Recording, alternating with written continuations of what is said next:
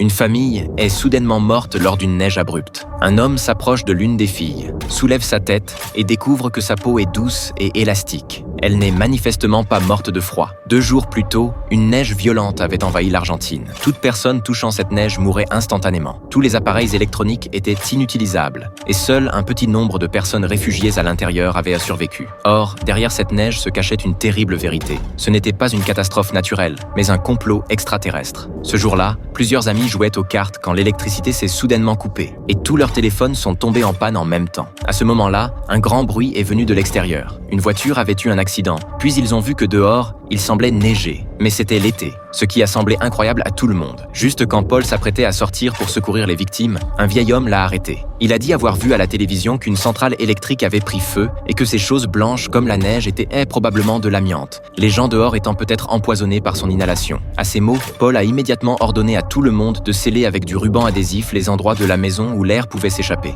Alors, quelqu'un a remarqué que la lumière s'allumait chez le voisin de Paul. Ensuite, le voisin a fermé son store et ils ont crié pour lui dire de ne pas ouvrir la fenêtre. Mais le voisin, pensant qu'ils avaient quelque chose à lui dire, a ouvert la fenêtre directement. Et en l'espace d'1 seconde, il est tombé raide sur le rebord, immobile. Puis sa femme est venue vérifier, et elle aussi est tombée instantanément sur le rebord. Il semblait donc que tout contact de la peau avec cette neige causait la mort. Cette scène a rendu Matt angoissé, incapable de joindre sa femme. Il a insisté pour rentrer chez lui pour vérifier sa situation. Paul a suggéré de faire une tenue de protection, mais comme ils n'avaient pas les matériaux nécessaires, ils ont simplement revêtu Matt de plusieurs anoraks imperméables, mis des sacs en plastique sur ses pieds, scellé les poignets et les ourlets de pantalon avec du ruban adhésif, et enfin, Paul lui a donné un masque à gaz ancien, espérant que cela pourrait lutter contre l'amiante dehors. Une fois équipé, Matt est sorti nerveusement. À l'extérieur, il s'est aperçu qu'il allait bien. Le masque et les vêtements fonctionnaient manifestement. Quand il a marché sur le sol blanc comme neige, il a réalisé que ce n'était pas de l'amiante, mais bien de la neige. Il a dit au revoir à ses amis qui le regardèrent par la fenêtre, puis s'est dirigé vers chez lui.